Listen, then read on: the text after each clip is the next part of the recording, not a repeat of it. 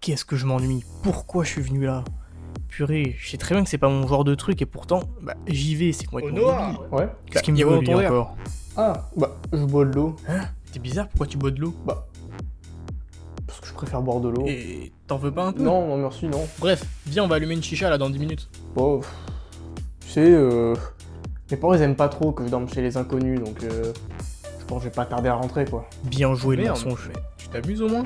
Si, je m'amuse, si. Ouais, vas-y, fais la passe. J'ai... Frappe! Non, frappe pas, moi j'ai des marqueurs. Décale-toi. Yes! Shoot! Trop fort! Bien joué, les gars, bien joué. Et on fête ça à la soirée de Martin, pas vrai, Noah? Je fais quoi? Et il faut bien qu'on se célèbre, les gars, quand même, on est trop forts sur Je FIFA. savais pas qu'il y avait une soirée, moi.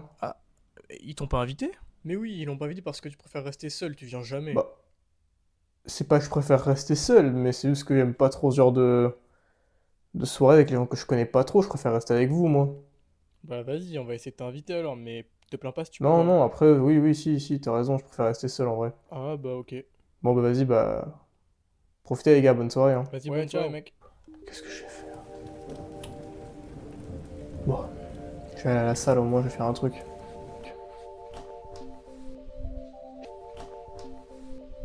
Je sais pas si t'as remarqué, mais il y a 4 types de personnes selon moi. Qui sont effrayés à l'idée d'être seuls, ceux qui arrivent très bien à s'ambiancer tout seuls, ceux qui se sentent entourés mais isolés. De l'autre, il y a ceux qui préfèrent rester entourés, même avec une présence toxique, néfaste, voire contraignante pour eux.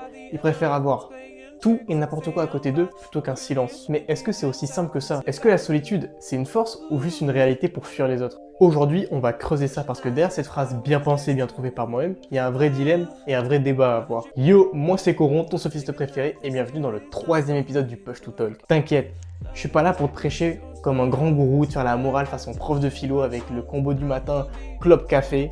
Je suis juste là pour te chatouiller le cerveau et te faire dire merde, il marque un point ce bâtard. Ou peut-être pas, peut-être que tu vas juste m'éteindre en commentaire. Mais au moins, on aura allumé un débat. Thèse, antithèse, synthèse, voilà la recette. À la fin de chaque partie, demandant à Jade de m'aider.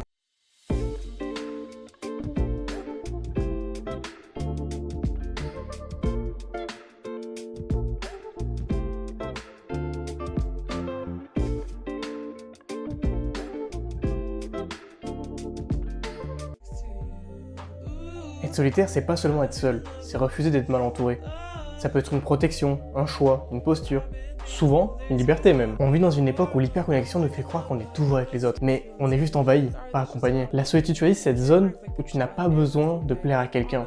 Tu peux respirer sans te justifier, tu peux penser librement, et enfin tu peux être toi-même sans avoir peur du jugement. Et soyons honnêtes, combien de personnes se perdent dans un groupe juste pour fuir le silence? Spoiler, beaucoup trop. Dans The Batman, le personnage de Bruce Wayne est plus isolé que jamais. Il fait pas semblant d'avoir des amis, il cherche pas à être aimé, et pourtant, c'est à travers cette même solitude qu'il comprend la ville qu'il protège. Il fuit pas le monde, il s'en éloigne pour le dire clairement. Et des fois, t'as besoin d'être un peu comme Batman, je vais te dire. T'as besoin de prendre un peu de recul et te rendre compte que ce que t'appelais des potes, c'était juste des gens qui t'occupaient. T'as besoin de te recentrer sur toi-même et de comprendre ce qui est le plus important pour toi-même. C'est ta santé mentale ou juste de rire avec les gens, qui te font peut-être pas forcément vraiment rire. Il y a une différence entre remplir son temps et nourrir son âme. Je peux te donner aussi d'autres exemples. On peut ressentir ça musicalement, dans la musique de Labyrinthe et Zendaya, I'm Tired. Il y a cette fatigue émotionnelle qui transpire et qui est présente. Fatigue des relations, des attentes, voire du bruit. Parfois, la solitude, c'est pas une fuite. Pour arriver à se dire que la solitude, c'est une désintox émotionnelle. T'as besoin de t'éloigner, de couper avec le monde pour te rendre compte de toi-même. Quoi? Tu veux encore un exemple? Même dans les romans, L'étranger d'Albert Camus, le personnage principal vit une solitude extrême. Il est incompris, détaché, marginal, et même si on peut trouver son comportement chelou, parce que oui, je rappelle, le mec va à l'enterrement de sa mère, comme s'il allait faire des courses chez Carrefour. Il vit sans masque, et quelque part dans cette radicalité, il y a une forme de vérité. Il joue pas dans le théâtre social, il est juste là. Et puis bon, faut dire ce qui est, il y a certains groupes sociaux, c'est juste une fuite collective. T'es là, tu ris, tu t'amuses, tu fais genre t'es bien, tu parles avec les gens comme si de rien n'était, mais au fond, tu sais que t'es pas à ta place. La solitude, elle, au moins, elle est honnête. Elle te ment pas. Elle te manipule pas pour ses propres intérêts.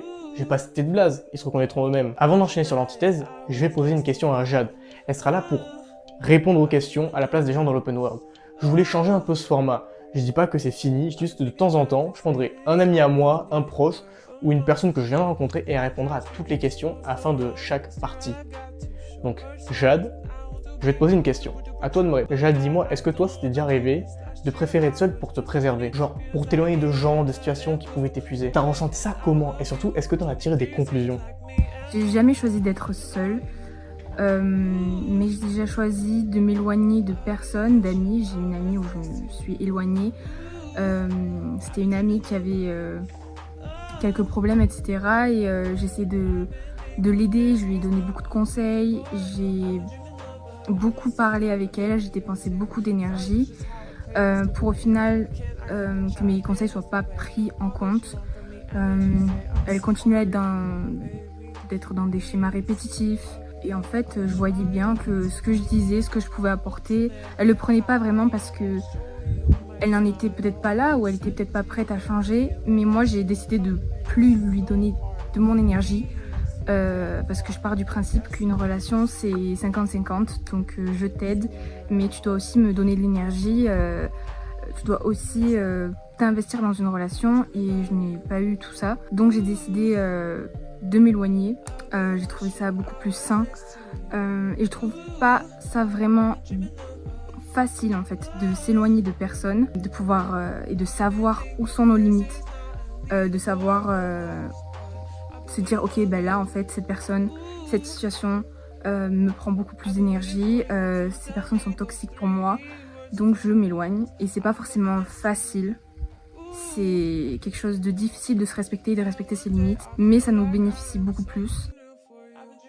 Ok, maintenant, soyons lucides. L'humain est un animal social. On a besoin du lien, on est programmé pour celui-ci. À la naissance, on meurt sans contact. Et toute notre identité se construit à travers le regard des autres, qu'il soit positif ou négatif. Dire qu'on peut évoluer, grandir tout seul, c'est un doux mensonge. Même les plus grands solitaires qui ont foulé cette terre ont eu, à un moment, besoin de quelqu'un, d'un regard, d'une parole, ou juste d'une oreille pour se sentir existé, compris, conforté. Regarde Everything, Everywhere, All at Once. Evelyn, la mère, est au bord de l'implosion. Elle se perd dans 1000 versions d'elle-même. La seule chose qui la retient, c'est sa fille, Joy, et leur lien, aussi chaotique soit-il. Comme quoi, sans l'autre, on se désintègre. Ça serait le contact humain alors qui donnerait du relief à nos émotions et de la profondeur à nos décisions. On vit des moments puissants grâce à ceux qui les partagent avec nous. Sérieux, t'as déjà fait ton anniversaire tout seul ou rigolé tout seul dans ta chambre? T'es triste. Pareil dans The Last of Us. Joel, grand homme, solitaire, froid, seul.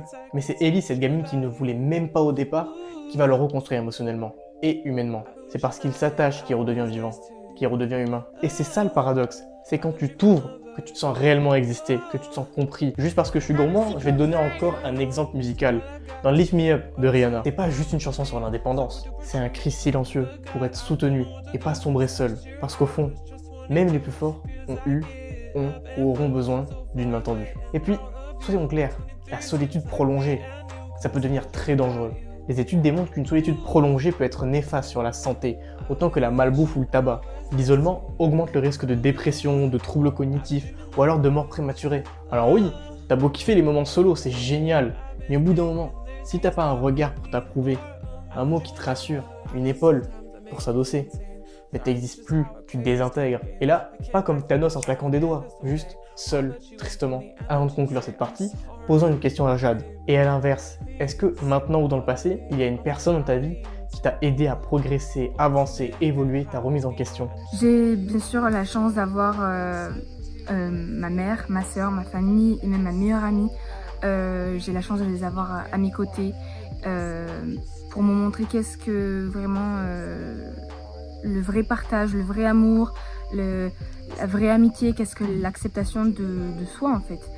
Et à partir du moment où on commence à s'accepter, à partir du moment où on se laisse plus marcher dessus, à partir du moment où on comprend un minimum qui on est, comment on fonctionne et par exemple quand il y a quelque chose qui nous déplaît, quand il y a une personne qui nous fait une remarque qui est soi-disant un pote et qui se rend pas compte que ça peut nous blesser, ou quand on lui fait remarquer oh mais ça va, t'es trop sensible, oh mais ça va, non ça va pas en fait. Un vrai ami ne prendra jamais plaisir à t'enfoncer, à te faire du mal, à ne pas te respecter, à te prendre toute ton énergie, parce que ça on s'en rend pas compte mais on donne tellement et les gens le voient, et à partir du moment où on se respecte pas et qu'on donne énormément d'énergie, énormément de temps à une personne en espérant de l'amour, de l'affection, de l'amitié, tout ça, toutes ces choses, et bien ces personnes-là le savent,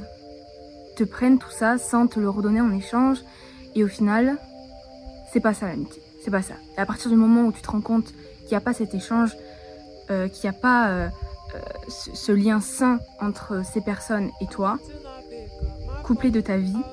Moi, c'est le seul conseil que je pourrais donner, c'est apprendre à se respecter soi, à commencer à se regarder soi au lieu de trop regarder à l'extérieur. Parce que c'est à l'intérieur, en se regardant soi, en regardant ses limites, ses valeurs, comment je suis, comment j'ai envie d'être, comment j'ai envie d'être respectée. Il y a des situations où je me suis pas sentie respectée et pourtant je n'ai rien dit. Et bien maintenant, il faut savoir dire non, il faut savoir dire bah là ça me plaît pas, là ça me convient pas. Et à partir de ce moment-là, il y aura des personnes qui vont sortir de ta vie, c'est complètement normal. Et il y aura des gens qui vont rentrer dans ta vie et ce seront des personnes qui seront là vraiment pour toi et pas pour le personnage que tu joues.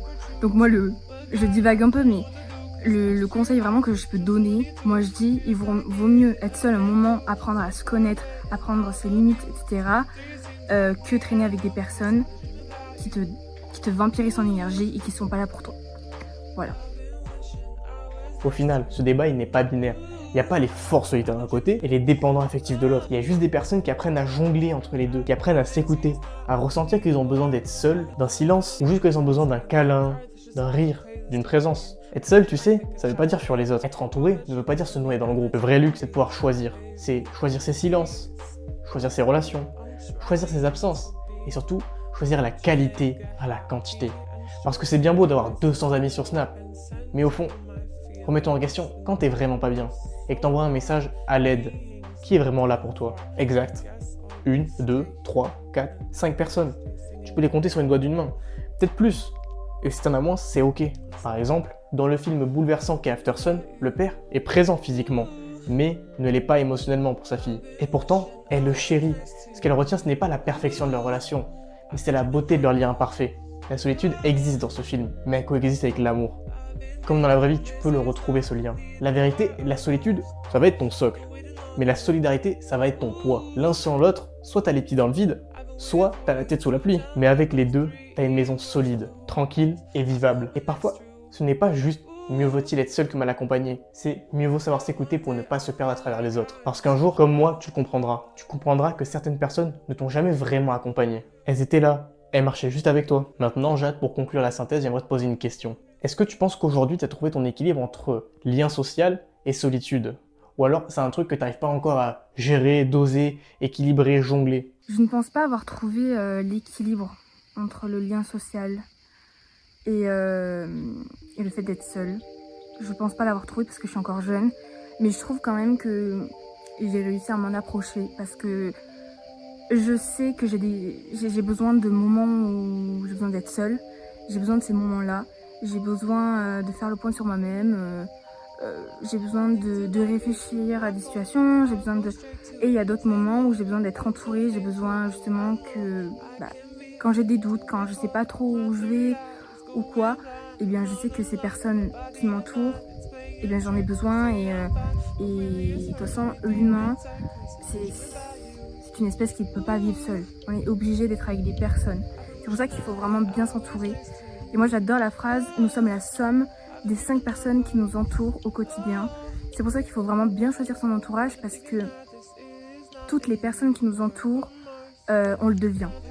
Si on entre dans un environnement toxique et qu'on y reste, eh bien on le devient. On devient toxique, on devient dépendant, Et si on est avec des personnes qui se boostent, des personnes qui ont de l'ambition, des personnes qui sont bienveillantes, on aura beaucoup plus de facilité à être dans cette énergie-là. Donc je pense pas avoir fait vraiment, avoir trouvé exactement l'équilibre parce que je suis encore jeune et j'ai encore des moments où je connais pas toutes mes limites, je connais pas tout ça, mais j'arrive quand même à avoir un certain équilibre et à avoir besoin de ces moments seuls. Et je trouve que c'est justement un privilège de pouvoir balancer ces deux moments-là et de pas en faire un choix. Il y en a qui choisissent d'être tout le temps avec des personnes. C'est aussi une sorte de fuite parce que si on est tout le temps avec des personnes, ça veut dire que on se fuit un peu. On ne veut pas trop regarder ce qu'il y a à l'intérieur de nous. On préfère beaucoup être à l'extérieur au lieu d'être à l'intérieur. Alors je dis pas que être tout le temps avec des personnes ou être extraverti c'est quelque chose de mal. Pas du tout. C'est vraiment bien, c'est quelque chose... on a besoin des gens. Mais si tout le temps, tu as besoin de quelqu'un avec toi, je pense qu'il y a quelque chose à travailler. Et pareil, être seul. Moi, je pense qu'il y a une différence entre être seul et se sentir seul. Et être seul, on en a besoin aussi. On a besoin d'un équilibre. Et pouvoir choisir cet équilibre-là, je trouve que c'est vraiment un privilège. Et je le recommande à beaucoup de personnes. Et c'est que comme ça qu'on arrive à avancer, à trouver les bonnes personnes à côté de soi. Et voilà, c'est que en étant seul qu'on apprend à se connaître. Et en apprenant à se connaître, on peut trouver des gens qui sont bons pour nous. Et ça nous fait avancer. Et c'est que ça toute la vie, toute la vie. Et c'est ça que je trouve ça chouette. Merci pour tes réponses et surtout merci à vous encore une fois d'avoir regardé ce 3e épisode du Push to Talk. C'était assez spécial de prendre ce thème mais j'en avais besoin parce que moi c'est quelque chose qui m'a beaucoup travaillé quand j'étais jeune. J'ai eu des vrais comme des faux amis. Maintenant j'ai su m'entourer et apprendre à être bien dans ma solitude. J'ai besoin des moments, on va dire, importants car ils sont qu'à moi et je n'ai pas besoin de les partager. Je partage qu'avec moi et mon âme. Pour autant, très content de rester avec mes potes. On est seuls, mais au moins on est ensemble. J'ai très peu d'amis, mais je peux compter sur eux. Dédicace à vous, ceux qui m'ont soutenu, tout le temps là à me pousser. Je pense à toi Emilien, Anthony, Eloa, Antoine, Axel et aussi à ma sœur. Je te le dis jamais Mélissa, mais je t'aime. T'es toujours là pour m'aider. Donc merci encore une fois. Le prochain thème, je sais pas sur quoi il va être encore. Je suis encore en train de réfléchir. Je vais sûrement peut-être vous demander de l'aide. C'est ce que je vais faire d'ailleurs. Dans les commentaires, proposez-moi peut-être des dilemmes ou juste des choses qui vous sortent par la tête. On s'en fiche. Vraiment. Ceux qui ont le temps. Si vous n'avez pas le temps, juste mettez-moi une note sur 10. Sur ce, merci encore et bonne fin de vidéo. Attends, je sais même pas si ça se dit. Ciao.